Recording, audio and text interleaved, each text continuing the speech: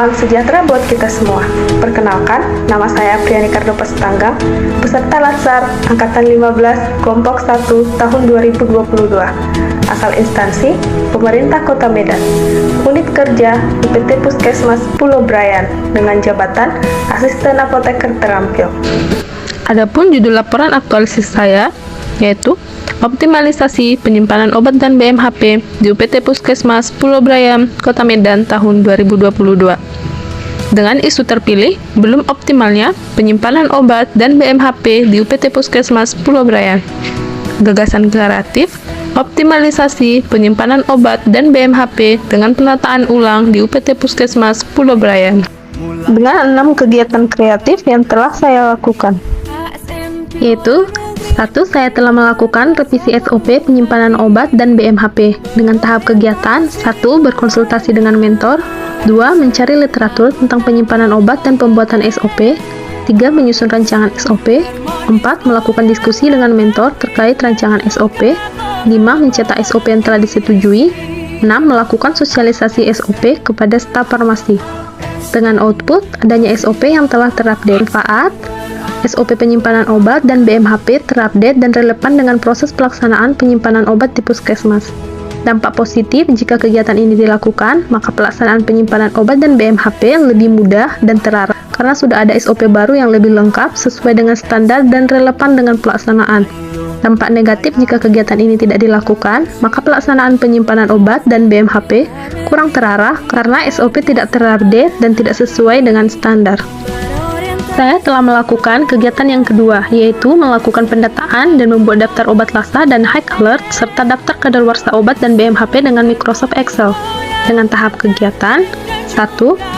Berkonsultasi dengan mentor 2. Melakukan stok opname obat dan BMHP 3. Menyusun daftar obat BMHP dan data kadaluarsa dengan Microsoft Excel 4. Menentukan obat yang termasuk dalam high alert dan lasa 5. Membuat daftar obat lasa, high alert, serta daftar obat dan BMHP yang kadaluarsanya kurang dari 3 bulan. 6. Menempelkan di papan informasi daftar obat lasa dan high alert, serta daftar obat dan BMHP yang kadaluarsanya kurang dari 3 bulan.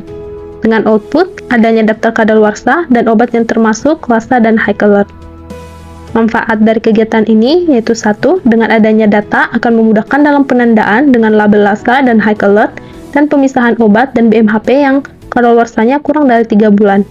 2. Adanya informasi bagi staf farmasi obat dan BMHP yang kadaluarsanya kurang dari 3 bulan sehingga dapat dioptimalisasi penggunaannya. Dampak positif jika kegiatan ini dilakukan, maka penandaan obat lasa dan high alert akan lebih mudah dilakukan karena sudah adanya daftar obat yang termasuk kategori tersebut, serta pemisahan obat dan BMHP yang kadaluarsanya kurang dari 3 bulan akan lebih mudah dilakukan dan dapat dioptimalisasi penggunaannya. Dampak negatif jika kegiatan ini tidak dilakukan, maka penandaan obat lasa dan high alert akan lebih sulit dilakukan karena belum ada daftar obat yang termasuk kategori tersebut, serta pemisahan obat dan BMHP yang kadaluarsanya kurang dari 3 bulan akan lebih sulit dilakukan dan tidak dapat dioptimalisasi penggunaannya. Saya telah melakukan kegiatan ketiga, yaitu pembuatan label dan penandaan obat lasa dan high alert. Dengan tahap kegiatan 1. Berkonsultasi dengan mentor 2. Membuat desain label 3. Berkonsultasi hasil desain label dengan mentor 4. Mencetak label 5. Mempersiapkan obat yang akan diberi label 6. Memberi penandaan obat dengan label yang telah dicetak. Dengan output, obat telah diberi penandaan lasa dan high alert. Manfaat, dengan adanya label, obat dapat diberi penandaan dengan baik sehingga meminimkan terjadinya kesalahan pengambilan obat. Dampak positif jika kegiatan ini dilakukan, maka obat lasa dan high alert telah diberi penandaan sehingga meminimkan terjadinya kesalahan pemberian obat kepada pasien. Dampak negatif jika kegiatan ini tidak dilakukan, maka obat lasa dan high alert tidak terlabeli yang dapat menimbulkan kesalahan pemberian obat kepada pasien. Saya telah melakukan kegiatan keempat, yaitu pendataan ulang penyimpanan obat dan BMHP berdasarkan standar di puskesmas. Dengan tahap kegiatan 1. Konsultasi dengan mentor 2. Mengumpulkan informasi tentang penyimpanan obat dan BMHP 3. Melakukan sosialisasi dengan staf farmasi terkait kegiatan pendataan ulang 4. Menentukan pembagian rak sesuai dengan sumber anggaran dananya dan bentuk sediaannya 5. Menyusun obat dan BMHP berdasarkan bentuk sediaan secara alfabetis, pipo dan pepo, lasa, dan high alert. 6. Menyusun obat dan BMHP yang kadaluarsanya kurang dari 3 bulan di tempat yang telah diberi label merah. Dengan output, obat dan BMHP telah tertata dengan rapi dan sesuai standar. Dengan manfaat, penataan ulang penyimpanan obat berdasarkan alfabetis, bentuk sediaan, pipo dan pepo, lasa dan high color, sehingga obat menjadi lebih teratur dan sesuai standar. Dampak positif jika kegiatan ini dilakukan, maka penyimpanan obat dan BMHP akan sesuai standar. Obat lebih teratur, rapi, dan mudah dalam pencarian dan pengawasan. Dampak negatif jika kegiatan ini tidak dilakukan, maka penyimpanan obat dan BMHP tidak akan sesuai standar, obat berantakan, dan akan susah dalam pencarian dan pengawasan. Saya telah melakukan kegiatan yang kelima, yaitu membuat POM suhu dan kelembapan dan POM monitoring penyimpanan. Dengan tahap kegiatan, 1. Berkonsultasi dengan mentor, 2. Mencari literatur tentang suhu dan kelembapan penyimpanan obat dan contoh POM monitoring penyimpanan, 3. Membuat desain POM, 4. Konsultasi desain POM dengan apoteker, 5. Mencetak POM yang telah disetujui. Dengan output, tersedianya POM suhu dan kelembapan dan POM monitoring penyimpanan.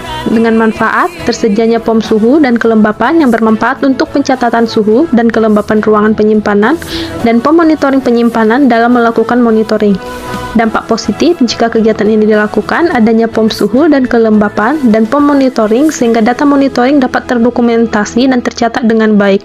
Dampak negatif jika kegiatan ini tidak dilakukan, tidak akan ada POM suhu dan kelembapan, dan POM monitoring tidak terdokumentasikan dan tercatat dengan baik. Saya telah melakukan kegiatan ke-6, yaitu melakukan monitoring suhu dan kelembapan setiap pagi dan siang hari, dan penyimpanan obat dan BMHP setiap hari Sabtu. Dengan tahap kegiatan, 1. Berkonsultasi dengan mentor tentang kegiatan yang akan dilakukan, 2. Menyiapkan POM, 3. Melakukan monitoring suhu dan kelembapan setiap pagi dan siang hari. 4. Melakukan monitoring penyimpanan setiap hari Sabtu. 5. Melakukan penataan kembali obat dan BMHP yang tidak sesuai standar. Dengan output, penyimpanan obat dan BMHP tetap sesuai standar. Manfaat, penyimpanan obat dan BMHP tetap tertata rapi dan memenuhi standar serta suhu dan kelembapan penyimpanan obat sesuai persyaratan. Dampak positif jika kegiatan ini dilakukan, maka penyimpanan obat dan BMHP akan selalu memenuhi standar. Dampak negatif jika kegiatan ini tidak dilakukan, maka penyimpanan obat dan BMHP tidak akan selalu sesuai standar. Secara umum, penulis tidak mengalami hambatan yang mengganggu jalannya setiap kegiatan. Kegiatan aktualisasi dapat berjalan sesuai jadwal yang telah ditentukan. Perubahan isu sebelum dan sesudah diaktualisasikan, masing-masing kegiatan mencapai persentase 100%. Simpulan, kegiatan aktualisasi ini merupakan salah satu cara untuk menerapkan nilai-nilai ASN berakhlak dan kedudukan ASN dalam NKRI. Dan 2, kegiatan aktualisasi yang telah dilakukan memberikan perbaikan dalam penyimpanan obat dan BMHP di UPT Puskesmas Pulau Brayan. Demikian presentasi dari saya dan saya ucapkan terima kasih.